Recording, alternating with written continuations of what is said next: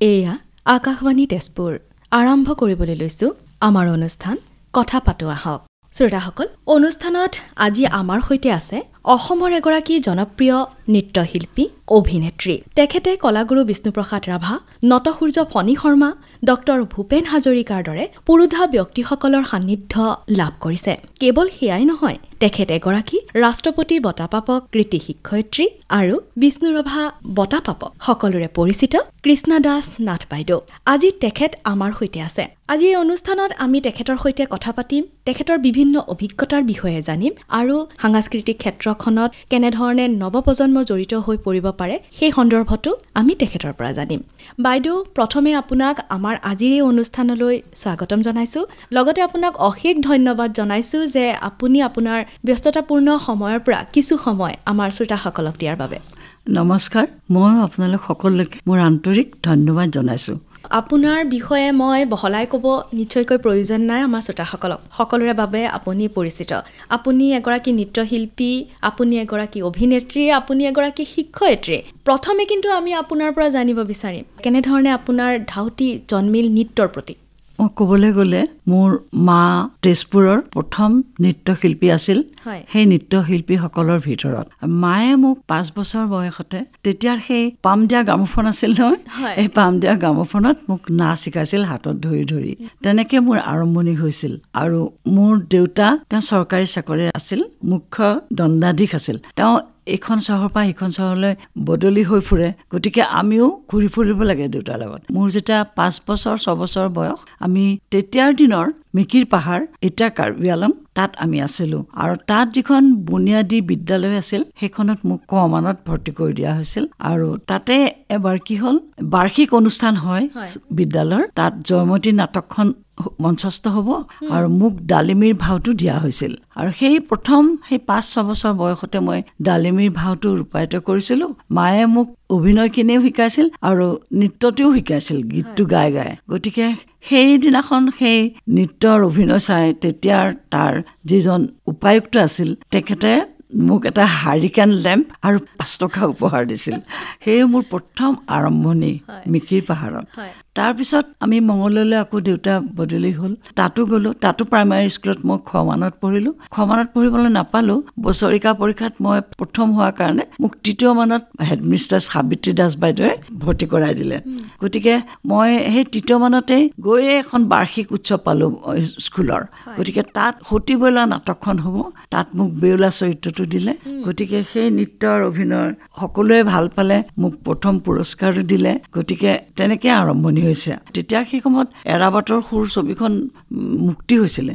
আমি চোৱা নাই বাৰু, মাও দেখা নাই, কিন্তু ৰেকৰ্ড ওলাই গৈছে। তাত মায়ে মোক বহুতো নৃত্য শিকিছে, ৰ'দ পোৱাবৰ কাৰণে, মাটি বানুকাক, জনকপুৰৰ জানকীয়ে, মিচিক মাছা খাহে ইত্যাদি ভূপেন দাৰ গীতবিলাক। এইদৰে আৰম্ভণি হ'ল। তাৰপিছতে আমি আকৌ গুৱাহাটীলৈ দেউতা বদলি হ'ল। টাৰ্ণী চৰণ চৌধুৰী হাইস্কুলত মোক নামভৰ্তি কৰি দিলে ক্লাছ 5ত। তাতো মই তেনেকৈ নৃত্য শিকিবলৈ পালোঁ। তাত আকৌ বিশাৰত যি চাৰু বৰদলৈ আছিলে, তেখেতৰ মোৰ গুৰু আছিলে, কথক নৃত্য শিকা আৰম্ভ হ'ল। তাতো তেনেকৈ নৃত্য কৰিবলগীয়া হ'ল। উমা মহেশ্বৰম নামৰ এখন কথাকলি নৃত্য নাটিকা চাৰু বৰদলৈ ছাৰে শিকাইছিল।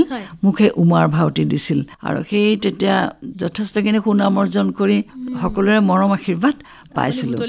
এইদৰে গুৱাহাটীৰ বিভিন্ন অনুষ্ঠানত নৃত্য পৰিৱেশন কৰোঁতে নাট্যকাৰ প্ৰবীণ ফুকন আৰু লক্ষধৰ চৌধুৰীদেৱে এদিন আমাৰ ঘৰলৈ আহি দেউতা মাক ক'লে, তেওঁলোকে প্ৰাগজ্যোতি কলা মন্দিৰৰ এখন ছবি উলিয়াব, লাচিত বৰফুকন। সেইখন ছবিত মোক বিচাৰিলে, লাচিতৰ জীয়েক অভিনয় কৰিবলৈ, আৰু বিশেষকৈ নৃত্য আছে তাত। গতিকে মোক তেনেকৈ বিচাৰিলে। এই মোৰ মানে নৃত্যৰ পৰা বোলছবি জগতলৈ, অভিনয় জগতলৈ আপুনি খোজ পেলাইছে। অভিনয় জগতৰ যদি আপোনাৰ কথা কওঁ, আপুনি যিদৰে উল্লেখ কৰিছে, আপুনি লাচিত বৰফুকনৰ কথা কৈছে, তাৰপিছত আপুনি শকুন্তলা কৰিছে, প্ৰতিধ্বনি কৰিছে। সেই ছবিসমূহ, যিসমূহ ছবিত আপুনি অভিনয় কৰিছে, বহু জনপ্ৰিয় ছবি, সকলোৰে মনত চাপ বহুৱা এখন ছবি। আজিও সেই ছবিসমূহৰ কথা উল্লেখ কৰে।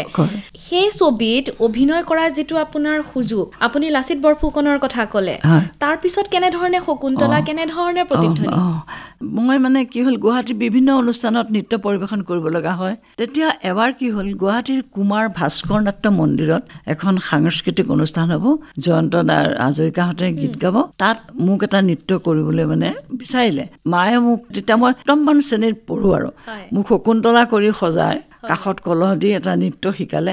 সেই নৃত্যটোত যিটো গীত আছিল সেই গীতটো জয়ন্ত হাজৰিকা ৰাণাদা বুলিয়ে কওঁ, তেখেতে সেই গীতটো গালে আৰু মোৰ বাইদেউ জয়শ্ৰী বাইদেৱে গাইছিলে। সেই গীতটিত মই নৃত্য পৰিৱেশন কৰিলোঁ। প্ৰেক্ষাগৃহত মানে ভূপেন দা বহি আছে, বিষ্ণুৰাম মেধি বহি আছে। তেওঁলোকে এই নৃত্যটো চাই খুব ভাল পালে আৰু বহুতে কৰিছে, সুন্দৰ সুন্দৰ নৃত্য পৰিৱেশন কৰিছে বা গীত গাইছে। কিন্তু নৃত্যৰ শেষত ভূপেন দাই আহি মোৰ পৰিচয়টো সুধিলে। সুধোতে মই মোৰ মা দেউতাৰ কথা ক'লো। তেতিয়া ভূপেন দাৰ পুৰণা চিনাকি ওলাই গ'ল। মা যিহেতু তেজপুৰৰ ছোৱালী, ভূপেন দাই গীত গাইছিলে, সৰুতে মায়ে নাচিছিলে। গতিকে সেই সূত্ৰে ভূপেন দাই মোৰ পৰা ঠিকনাটোলৈ আমাৰ ঘৰলৈ আহি গ'ল। চেনীকুঠি বনফুল কুটিৰত বিজয় শংকৰ দাৰ ঘৰৰ ওচৰতে ঘৰটো আছিল। আহি তেতিয়া মা দেউতাক ক'লে শকুন্তলা ছবি এখন কৰিব, কালিদাসৰ শকুন্তলাখন। তাত অনুসাৰ যিটো চৰিত্ৰ আছে সখীৰ, সেই চৰিত্ৰটিৰ কাৰণে মোক তেওঁলোকে বিচাৰিলে। তেতিয়া মায়ে মানে সুধিলে শকুন্তলা কোন হ'ব, প্ৰিয়ম্বদা কোন হ'ব। তেতিয়া ক'লে শকুন্তলা হ'ব কলিকতাৰ অনিতা বেনাৰ্জী আৰু প্ৰিয়ম্বদা হ'ব ইভা আচাও।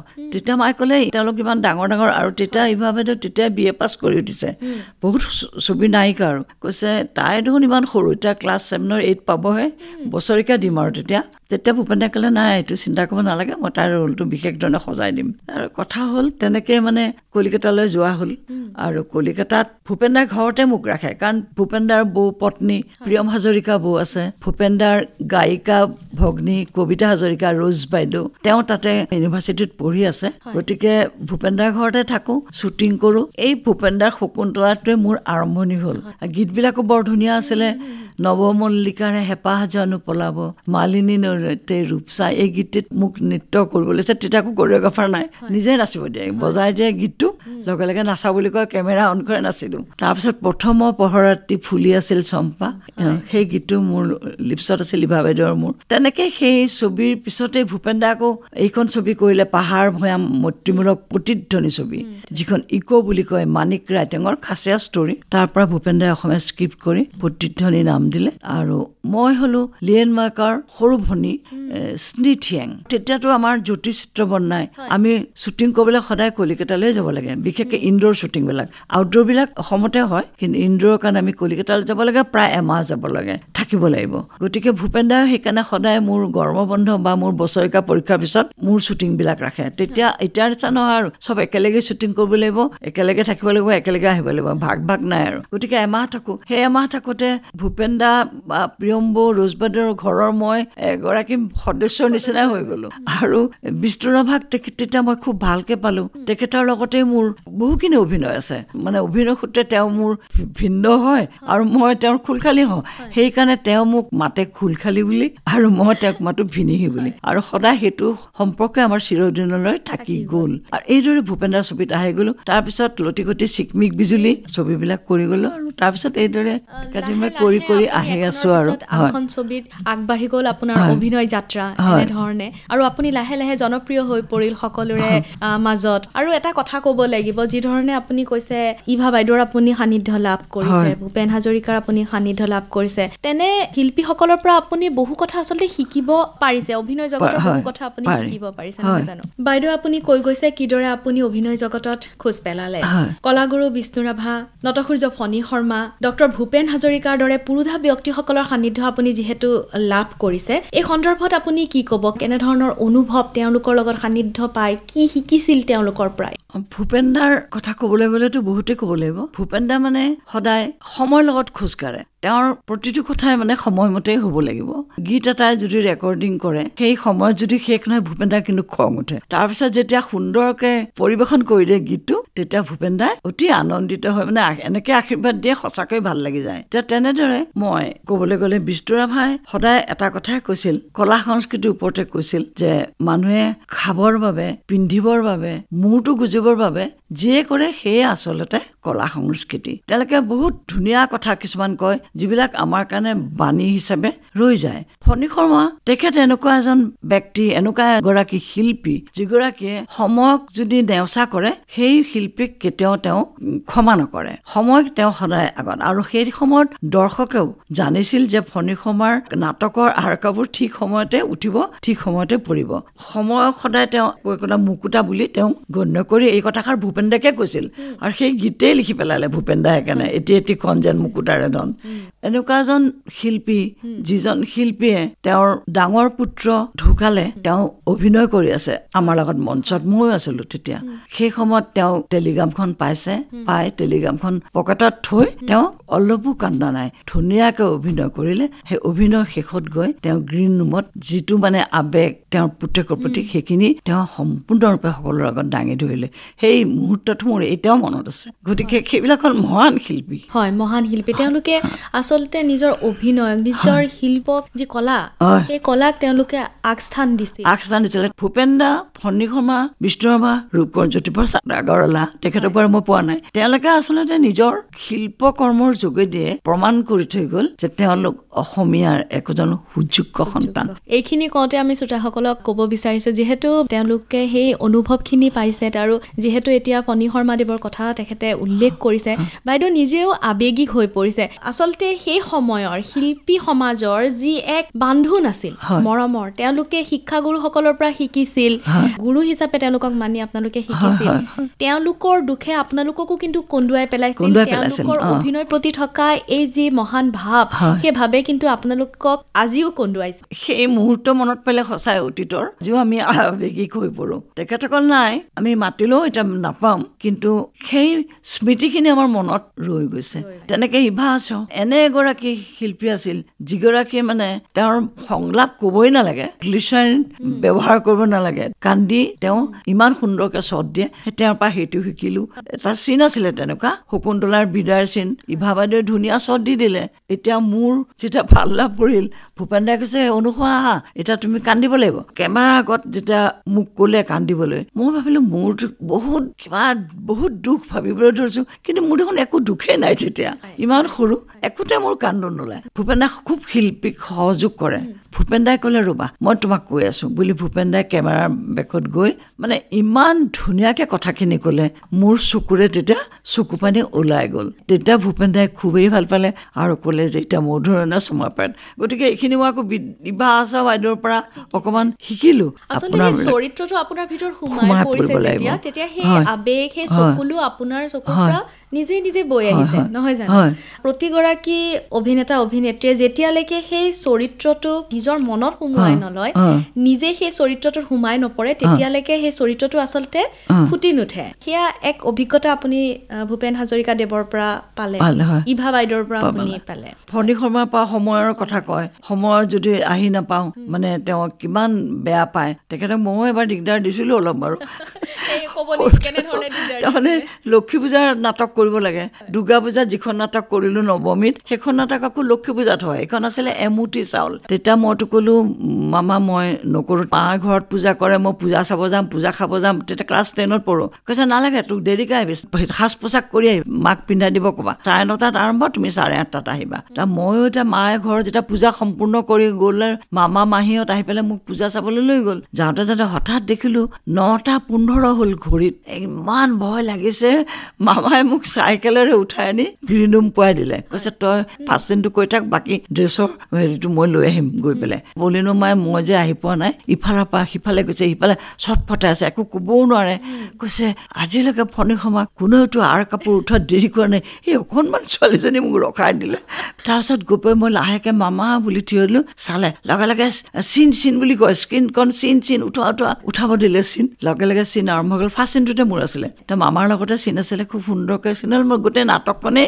খুব ভাল হ'ল তাৰপিছত নাটকৰ যেতিয়া শেষ হ'ল মোৰতো তেতিয়া খুব ভয় লাগিছে তেতিয়ালৈকে মামাই একোৱে কোৱা নাই মোক তাৰপিছত মোক মাতি আনিলে আনি পেলাই মোক সুধিলে আজি ক'ত লক্ষী পূজা খালা ভাগিন মই কৈছো এনেকে মামা মাহীহঁতে লৈ গ'ল মোৰ কাৰণে দেৰি হৈ গ'ল ঠিক আছে মামা আহোঁ বুলি কৈ গুচি গ'লো যাওঁতে ক'লে ইফালে আহা তোমাৰ অভিনয় আজি খুব ভাল হৈছে যিদৰে তুমি অভিনয়ৰ ক্ষেত্ৰত জড়িত হৈ থাকি পঢ়া শুনা কৰা ঠিক সেইদৰে এটা কথা জীৱনত তুমি মনত ৰাখিবা সময় তুমি যেনেকে অভিনয়টো ভাল পোৱা কিতাপখন পঢ়ি ভাল পোৱা ঠিক সময়টোক তুমি সদায় হাতত ৰাখিবা হাতত ধৰি ৰাখিবা মনত ৰাখিবা সময় তোমাক সদায় ঠিকমতে খোজ পেলাই লৈ যাব এইষাৰ ইমান ধুনীয়াকে কথাষাৰ ক'লে তেতিয়া মই মামাক সেয়া ক'ল যে সেই কথাষাৰ মই 10মান শ্ৰেণীতে শুনিলো ফণী শৰ্মাৰ পৰা সেই কথাষাৰ মোৰ মনত ৰাখি মোৰ 33 বছৰ চাকৰি কৰিলো স্কুলত সঁচাকৈ মোৰ সময় কেতিয়াও পলম হোৱা নাছিল সেইখিনি কথা মোৰ সদায় মনত ৰৈ গ'ল তেওঁলোকে কোৱা কথাবিলাক তেওঁলোকে কোৱা নাটকৰ যিবিলাক সংলাপ আলাপ, ভূপেন দাই লিখা গীতৰ যিবিলাক কথা, সেইবিলাক কিন্তু আমাৰ কাৰণে একোটা বাণী। আমি সেইবিলাক মানিব লাগে। আমি আমাৰ উঠি অহা এই নৱপ্ৰজন্মক সেইবিলাক শিকাব লাগে। সেই মহান শিল্পীসকল আৰু দুনাই পৃথিৱীলৈ আহে নে নাই নাজানো, কিন্তু সঁচাকৈ মই আৱেগিক হৈ গৈছো। বাইদেউ আচলতে আৱেগিক হৈ পৰিছে, যিহেতু এটা সুন্দৰ স্মৃতি তেওঁৰ মনত, পুনৰ স্মৰণীয় কিছুমান মুহূৰ্ত তেওঁৰ মনত আকৌ সজীৱ হৈ উঠিছে। আকৌ তেওঁ ঘূৰি গৈছে যেন সেই সময়লৈ। ফণীসমাক মই জীৱনত দেখিছো প্ৰথমবাৰ দুৰ্বাসাৰ ৰূপত, আৰু এনেকুৱা ৰূপত দেখিছো ইমান খং হৈ আহিছে, মানে এনেতো ভয় খাইছোৱে দেখি, তাতো সঁচাই ভয় খাইছো। তাৰপিছত মোক দেখি তেওঁ লগে লগে মাতিলে, ভণ্টি আহাচোন, আহা, ইফালে আহা। মই ভয়ে ভয়ে গলো, গৈ পেলাই সুধিলে, কি নাম তোমাৰ, ক'ত থাকা, দেউতাৰ নাম কি পঢ়া, এতিয়া একে লেঠাৰে বহুত প্ৰশ্ন। মই প্ৰশ্নবিলাকৰ উত্তৰ দি গলো। তেতিয়া কলো যে আমি গুৱাহাটীত থাকো, কিন্তু আমাৰ আচল ঘৰ তেজপুৰত। যেতিয়া মই কলো তেজপুৰত, তেতিয়া ক'লে তুমি তেজপুৰত থাকা, তেতিয়াহ'লে তুমি মোৰ দেশেৰ ভাগিন। সেই বুলি যে ক'লে, সেই মুহূৰ্তৰ পৰা মানে ইণ্ডো পৰিস্থিতিৰ সেই মুহূৰ্তটোৰ পৰা তেখেত মোৰ বলিন মামা হ'ল, আৰু মই ফণী শৰ্মা হৈ পৰিলো দেশেৰ ভাগিন। সেয়া এটা আপোনত্ব, ঠাইখনে আপোনাৰ লোকক কেনেধৰণৰ আপোনত্বৰ মাজত সোমোৱাই পেলালে তেজপুৰখনে। বাইদেউ, আপুনি অভিজ্ঞতাসমূহ কথা কৈছে। মই জনাত আপুনি বলিউডতো কাম কৰাৰ সুযোগ পাইছে, কলিকতাৰ চলচ্চিত্ৰ জগততো সুযোগ পাইছিলে কাম কৰাৰ, কিন্তু আপুনি সেই বলিউড বা আপুনি কলিকতাৰ চলচ্চিত্ৰ জগতখনক খোজ নিদিলে তাত। কিন্তু আপুনি হেমা মালিনীৰ লগ পাইছে, ৰাজেশ খান্নাক লগ পাইছে, আপুনি দেৱানন্দক লগ পাইছে। আপোনাৰ সেই সময়ত জানো মন যোৱা নাছিল যে ময়ো বলিউডত খোজ পেলাওঁ? হাবিয়াকলৈ থাকে, কিন্তু মোৰ কথাটো অলপ ব্যতিক্ৰম হ'ল। তেখেতসকলক মই বহুত পিছত পাইছোঁ লগ, কিন্তু মই একদম সৰুতে প্ৰথম যেতিয়া লাচিত বৰফুকন ছবিখন কৰোঁ, তেতিয়া বিমল বৰা আহিছিলে কলিকতালৈ, তেওঁ এখন হিন্দী ছবিৰ শ্বুটিং কৰিবলৈ। সেই ছবিত তেওঁৰ হিৰইন যিগৰাকী আছিল নতুন, তেওঁৰ সৰুকালৰ চৰিত্ৰটোৰ কাৰণে মোৰ পৰিচালক আৰু প্ৰযোজকক কৈছিল, প্ৰবীণ ফুকন আৰু লক্ষ্যধৰ চৌধুৰীদেৱক। তেতিয়া কিন্তু মই ক্লাছ 6ত পঢ়োঁ। তেওঁলোকক কৈ পেলাই গ'ল যে কালি আমি আপোনালোকৰ কেম্পলৈ আহিম, এই কথাটো ফাইনেলটো আপোনালোকে ক'ব লাগিব।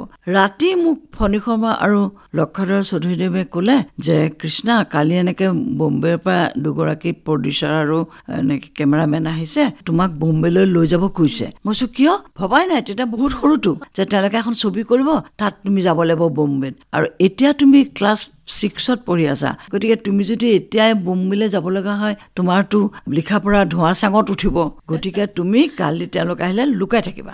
মই চিন্তা কৰিলোঁ বিচনাৰ তলতে লুকাই থাকিম। মই আঁঠুকাৰি লুকাই আছোঁ। যেতিয়া তেওঁলোক আহি কথা পাতি তেওঁলোক যেতিয়া গুচি গ'ল, তাৰপিছত লাহেকৈ ওলাই আহিছোঁ। তাৰপিছত বহুত বছৰ মূৰত সেই ছবিখন মই চাইছোঁ, মোৰ ৰোলটো বেলেগ এগৰাকীয়ে কৰিছে। তেতিয়া মোৰ অলপ মনত বেজাৰ লাগিছিল, আৰু তেনেকৈ গ'ল। তাৰপিছত কলিকতা যেতিয়া শ্বুটিং কৰি থাকোঁ, বহুত ছবিৰ মানে বিচাৰে, শ্যামল মিত্ৰই বিচাৰিছে, উত্তম কুমাৰ, এই জহৰ সেই জহৰ নহয় ইত্যাদি ছবি মানে মোক বিচাৰিছিল। আমি তেতিয়া কলিকতা যাব লাগে। মোৰ পঢ়ি থকা ছোৱালী, আৰু পঢ়া শুনাত মই অৱশ্যে ক'বলৈ গ'লে বেয়া নাছিলোঁ, সদায় ভালে আছিলে। মই স্কলাৰশ্বিপো পাইছোঁ MA সৰুতে। তেতিয়াতো বহুতখিনি বাধা পৰিব পঢ়া শুনাত, সেইকাৰণে যোৱা নহ'ল, কৰা নহ'ল। আনকি মোৰ BA পৰীক্ষাৰ 15 দিন আগতে এখন আহিছিলে পিপাশা নামৰ ৰাজন তৰফদাৰৰ ছবি। মই BA পৰীক্ষালৈ 15 দিন আছে, মই কেনেকৈ যাওঁ, গতিকে সেইটো অফাৰ মই নকৰিলোঁ, গুচি গ'ল। তাৰপিছতো আহিছিলে কিবা কিবি বহুত ফিল্ম, নগ'লো। আৰু আমি শ্ৰোতাসকলক প্ৰথমেই উল্লেখ কৰিছোঁ যে বাইদেউ এগৰাকী ৰাষ্ট্ৰপতি বঁটা প্ৰাপক কৃতি শিক্ষয়িত্ৰী, আপুনি এগৰাকী শিক্ষয়িত্ৰী, আপুনি বিষ্ণুৰাভা বঁটাও লাভ কৰিছে অভিনয়, নৃত্যটো আপোনাৰ দক্ষ। এই তিনিওটা ক্ষেত্ৰতে আপুনি ইমান দক্ষ, কেনেদৰে সম্ভৱ এগৰাকী মহিলাৰ বাবে, এগৰাকী নাৰী হিচাপে আপুনি কেনেধৰণে আগুৱাই লৈ গৈছে তিনিটা ক্ষেত্ৰত আপুনি সমভাগে আগবাঢ়ি? আচলতে কথাটো হ'ল কি, এই কামবিলাক যদি সময়মতে ভগাই লোৱা যায়, তেতিয়াহ'লে সকলো কৰিব পৰা যায়।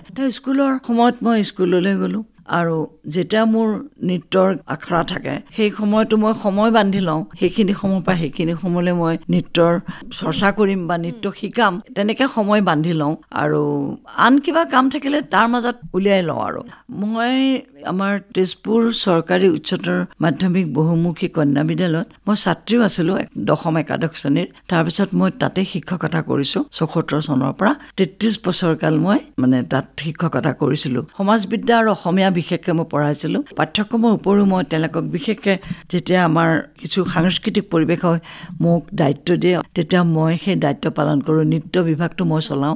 এইদৰে সেই ছাত্ৰীসকলৰ মাজত থাকি 33 বছৰ পাৰ হৈ গ'লে এইটো এটা মোৰ শিক্ষকৰ ভূমিকাটো মই ভাবোঁ এইটো এটা আটাইতকৈ উত্তম ভূমিকা।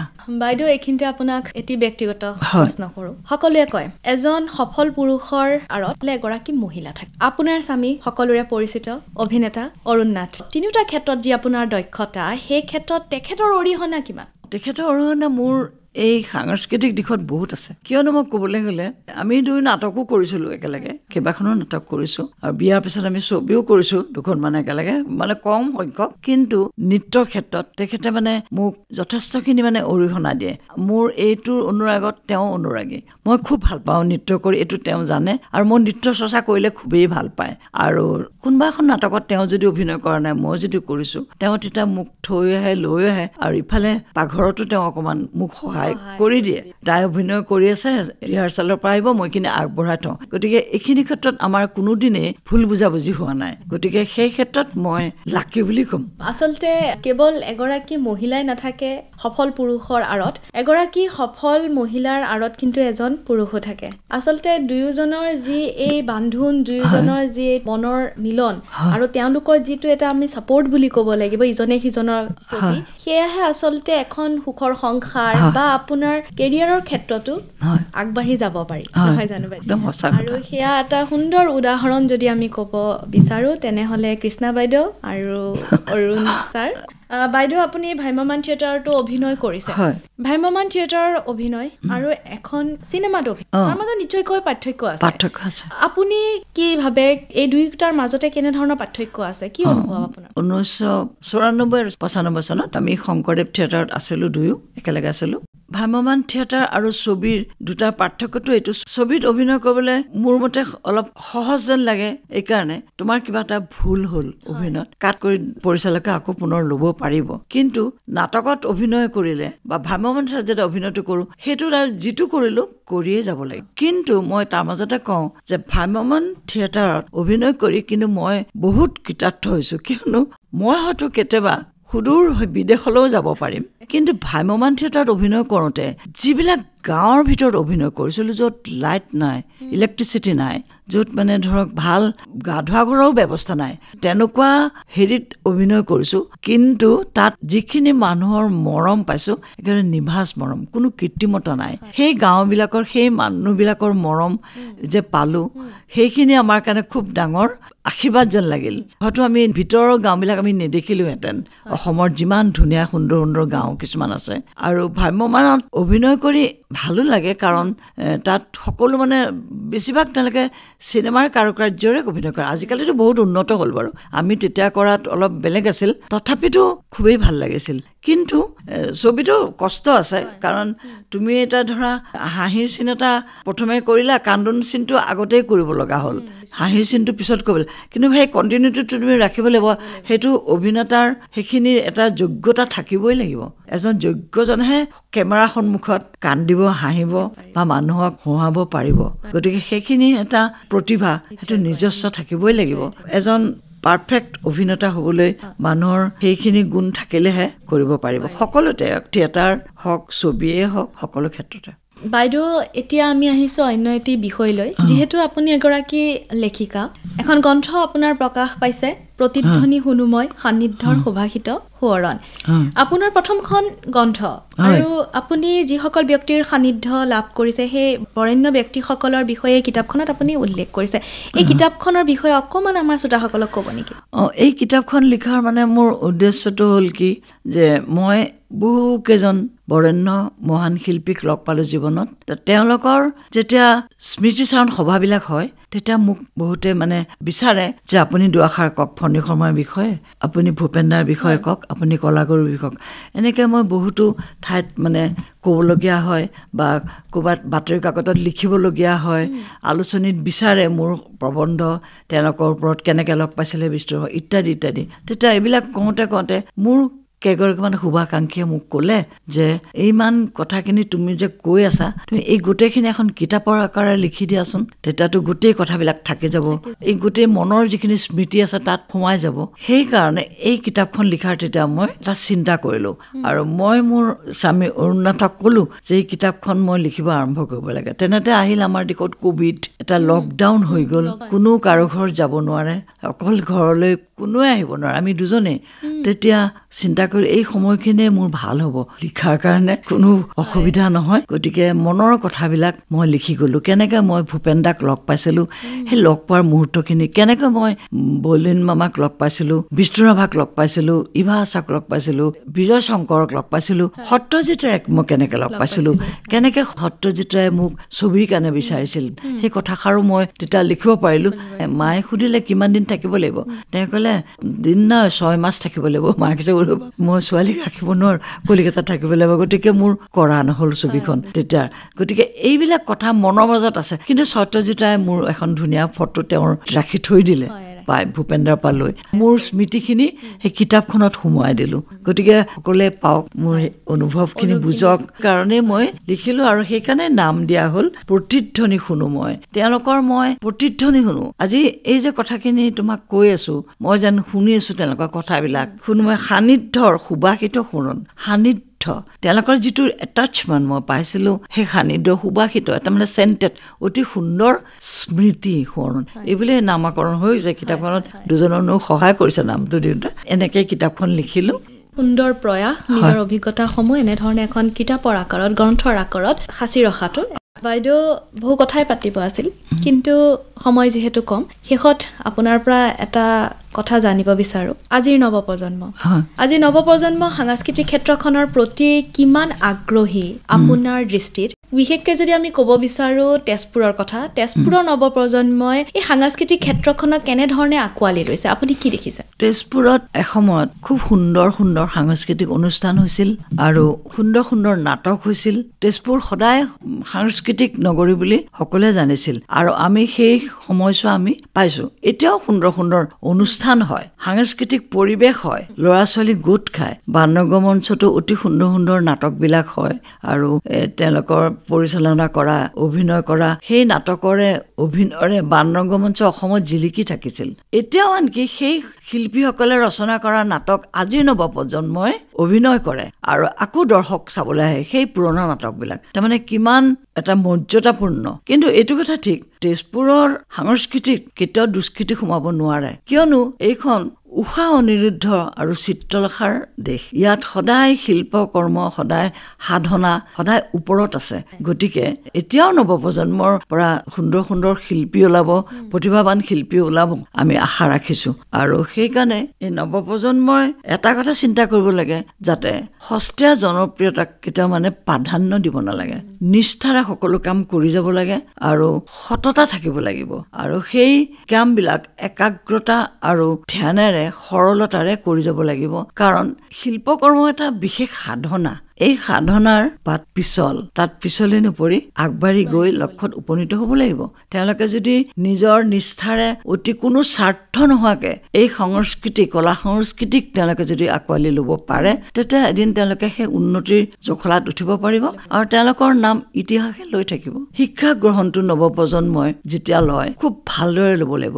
যিকোনো শিক্ষা, সেই শিক্ষাৰ মাজত তেওঁলোকে বিচাৰি পাব। কাৰণ শিক্ষা গ্ৰহণে মানুহক কি কৰে? চিন্তাশীল কৰে। চিন্তাশীলতাই মানুহক সৃষ্টিশীল কৰে, সৃষ্টিশীলতাই জ্ঞান প্ৰদান কৰে আৰু জ্ঞানে মানুহক মহান কৰে। গতিকে এইখিনি নৱপ্ৰজন্মলৈ মোৰ ক'বলগীয়া আৰু মোৰ আশীৰ্বাদ। আৰু শেষত আজি এই অনুষ্ঠানলৈ আহি সঁচাই ভাল লাগিছে। আগৰ স্মৃতিচাৰণ কৰিব পাৰিছোঁ, আগৰ ডাঙৰ মহান শিল্পীসকলক লগত পোৱা যেন লাগিছে। গতিকে মই এষাৰ কথা খালি কওঁ, এই কলা সংস্কৃতিৰ ওপৰত আমাৰ মহাত্মা গান্ধীয়ে এষাৰ কৈ গৈছে যে সকলো কলাৰ ভিতৰত শ্ৰেষ্ঠ কলা হ'ল, সেই নৃত্য কলাই হওক, অভিনয় কলাই হওক, সংগীত কলাই হওক বা চিত্ৰকলাই হওক, সকলো কলাৰ ভিতৰত শ্ৰেষ্ঠ কলা হ'ল ভালদৰে জীয়াই থাকিব জনাটো। আৰু যি এইদৰে ভালদৰে জীয়াই থাকিব জানে, তেওঁৱেই প্ৰকৃত কলাকাৰ। সুন্দৰ কথা বাইদেৱে আমাৰ শ্ৰোতাসকলক কৈছে। অশেষ ধন্যবাদ। আপুনি নিজৰ অভিজ্ঞতাৰ বিষয়ে আজি আমাৰ শ্ৰোতাসকলক ক'লে, লগতে নৱপ্ৰজন্মক নিজৰ অভিজ্ঞতাৰে এক পৰামৰ্শ পৰামৰ্শ আগবঢ়ালে অশেষ ধন্যবাদ জনাইছো আজি আপুনি আমাৰ এই অনুষ্ঠানত অংশগ্ৰহণ কৰাৰ বাবে মই বহুত ধন্যবাদ জনালো মোক আপোনালোকে ইয়াত বিচৰাৰ বাবে ৰাইজলৈ ধন্যবাদ থাকিল শ্ৰোতাই ইমান পৰে কথা পাতো আহক অনুষ্ঠানটি শুনিলে আজি এই অনুষ্ঠানত আমাৰ সৈতে আছিল অসমৰ এগৰাকী জনপ্ৰিয় অভিনেত্ৰী নৃত্যশিল্পী তথা শিক্ষয়িত্ৰী কৃষ্ণা দাসনাথ অনুষ্ঠানটি আদধৰি সম্পাদনা কৰিলে ৰূপলী বৰাই প্ৰযোজনা অনুষ্ঠান মুৰব্বী ৰূপান্ত কুমাৰ দাসৰ